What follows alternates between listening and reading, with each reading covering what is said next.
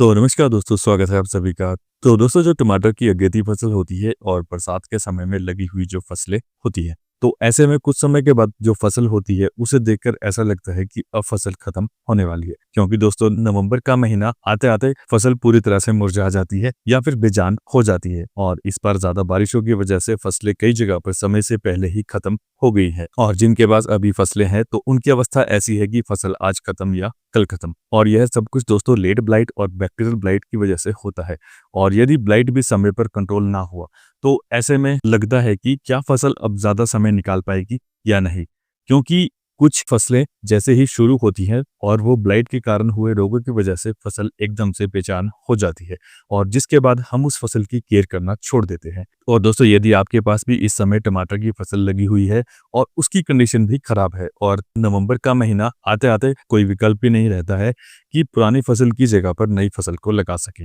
क्योंकि एक तो इस समय पर ठंड भी शुरू हो जाती है जिससे अगली फसल को लगाना काफी ज्यादा मुश्किल होता है। तो आज की वीडियो में दोस्तों बात करेंगे कुछ ऐसे तरीके के बारे में कि जिससे आपकी मरती हुई फसल फिर से ठीक हो सकती है, और इसका खर्च भी दोस्तों काफी ज्यादा कम होता है। और दोस्तों, इस तरीके को उपयोग करने के बाद फसल में नई ग्रोथ शुरू हो जाएगी और फूले में फल भी अच्छे से आएंगे और फसल ठंड के प्रति सहनशील भी हो जाएगी, और ज्यादा फ्लावरिंग के साथ फ्रूट सेटिंग भी काफी ज्यादा अच्छी होती है। और दोस्तों, आज का जो वीडियो है वो केवल आप लोगों की जानकारी के लिए है, और वीडियो में जो तरीके या फिर जिन चीजों के बारे में बात करने वाले हैं, तो यदि आप इन्हें उपयोग करना चाहते हैं तो आप इन्हें उपयोग में ले सकते हैं, अन्यथा दोस्तों आप इन्हें उपयोग ना करें। लेकिन दोस्तों, यह चीजें वो जरूरी चीजें हैं, इसके बाद जो आपकी फसलें हैं वो फिर से हरी हो जाती है और उनमें नई ग्रोथ के साथ साथ नई फ्लावरिंग और फ्रूट सेटिंग भी अच्छी हो जाती है। और दोस्तों, हो सके तो वीडियो को अंत तक जरूर से देखें, और यदि आपको वीडियो अच्छा लगे तो वीडियो को एक लाइक जरूर करें, और यदि चैनल पे भी नए हैं तो चैनल को भी सब्सक्राइब जरूर से करें। तो आइए दोस्तों, चलिए शुरू करते हैं आज का वीडियो।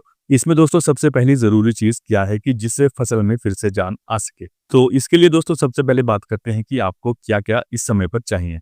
तो सबसे पहले आपको लेना है दोस्तों एनपीके 12-32-16 लगभग 15 किलो, और इसके साथ में आपको लेना है पोटाश 4 से 5 किलो, और इसके साथ में आपको लेना है इसाबियन 400 ml। और इसके बाद दोस्तों बात आती है कि इनका उपयोग कैसे करें। तो सबसे पहले तो दोस्तों ये डोज 1 एकड़ के लिए है। अगर आपके पास 5 से 6,000 पौधे हैं तो आप इसका डोज आधा भी ले सकते हैं। और इनके उपयोग के बाद दोस्तों आप एक स्प्रे को भी उपयोग में ले सकते हैं जो कि फ्लावरिंग और फ्रूट सेटिंग में सहायक होते हैं। तो इसके बारे में दोस्तों आगे बात करेंगे। और दोस्तों, अगर आप 1 एकड़ के लिए इन्हें उपयोग में ले रहे हैं तो आपको इन सभी को यानी 12-32-16 पोटाश और इसाबियन, इन सभी को 200 लीटर पानी में आपको अच्छे से घोल लेना है, और इस घोल को लगभग दोस्तों आपको 2 से 3 दिन तक रखना है ताकि एनपीके और पोटाश पानी में अच्छे से मिक्स हो जाए, और बीच बीच में दोस्तों इसे अच्छे से हिलाते भी रहे जिससे कि 12-32-16 जल्दी पानी में मिक्स हो जाता है और इसके अच्छे रिजल्ट हमें मिल सके। और दोस्तों, जब आपका ये खाद का घोल अच्छे से तैयार हो जाए तो उसके बाद आपको 50 ml प्रति पौधे के हिसाब से पौधों की जड़ों से 1 या 2 इंच दूरी पर इस घोल को डालना है। और इस घोल को डालने से आपको क्या फायदे मिलते हैं, तो इससे नाइट्रोजन अच्छे से मिलता है और फास्फोरस और पोटाश की पूर्ति भी अच्छे से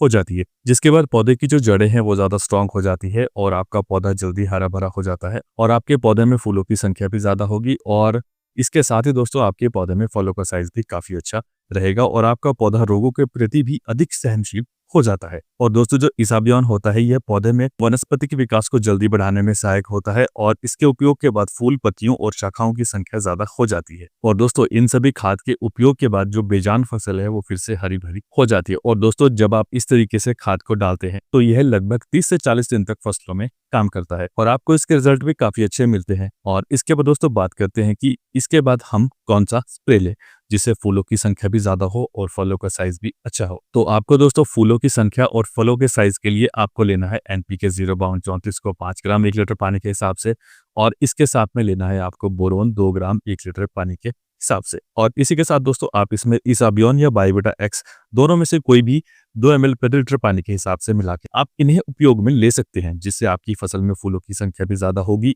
और जो पहले के फूल है वो जल्दी फलों में सेट हो जाएंगे, और जो आपके फल हैं उनका साइज भी काफी अच्छा रहेगा। और इसी के साथ दोस्तों चाहते हैं कि आपकी फसल और ज्यादा समय तक हरी भरी रहे और साथ ही फ्लोरिंग भी होती रहे, तो दोस्तों आप 052-34 और बोरोन का स्प्रे करने के 10 से 15 दिन के बाद आप एनपीके 13-40-13 और बायोविटा एक्स को स्प्रे के माध्यम से उपयोग में ले सकते हैं, जिससे फसल हरी रहेगी और पौधे में फूलों की संख्या ज्यादा होगी और फलों का साइज भी काफी ज्यादा अच्छा रहेगा। और आप दोस्तों इसका ज़रूरत के हिसाब से 1 या 2 स्प्रे उपयोग में ले सकते हैं। और इसी के बीच में यदि दोस्तों आप सल्फेक्स को भी यदि स्प्रे के माध्यम से देना चाहते हैं तो दे सकते हैं, जिससे कि दोस्तों ठंड के कारण फसल में नुकसान कम होगा। और अंत में दोस्तों आप एक स्प्रे कैल्शियम और बोरोन के कॉम्बिनेशन को भी उपयोग में ले सकते हैं, जिससे फलों का साइज, शेप और शाइन और रंग काफी ज्यादा अच्छा हो जाता है। और दोस्तों इसके अलावा आप इस तरीके से खाद को दोस्तों तभी उपयोग करें यदि आपकी फसल की आगे चलने की उम्मीद हो, अन्यथा दोस्तों आप फिजूल खर्ची बिल्कुल भी ना करें। और यह वीडियो दोस्तों केवल आपकी जानकारी के लिए है। यदि फसल की आगे चलने की उम्मीद है तो आप इन खाद को उपयोग में ले सकते हैं, जिससे आपकी फसल से आपको और भी ज्यादा समय तक उत्पादन मिलता रहेगा। और आप दोस्तों इस तरह से खाद को बरसात के मौसम में फसल जब पीली हो जाती है तो उस समय भी आप इस तरीके से खाद को अपनी फसल में दे सकते हैं, जिसके बाद आपकी फसल फिर से हरी भरी हो जाती है। और बाकी दोस्तों आप इस खाद के शेड्यूल को फसल के 60 दिन के होने पर भी दे सकते हैं, जिससे फसल में फूल एवं फलों की संख्या भी ज्यादा होती है और आपको उत्पादन भी ज्यादा मिलता है। तो दोस्तों ये था आज का वीडियो। अगर आपको वीडियो में दी गई जानकारी सही लगी हो तो वीडियो पे एक लाइक जरूर से करें, और यदि चैनल पे भी नहीं है तो चैनल को भी सब्सक्राइब करें। तो दोस्तों मिलते हैं आपसे नेक्स्ट वीडियो में।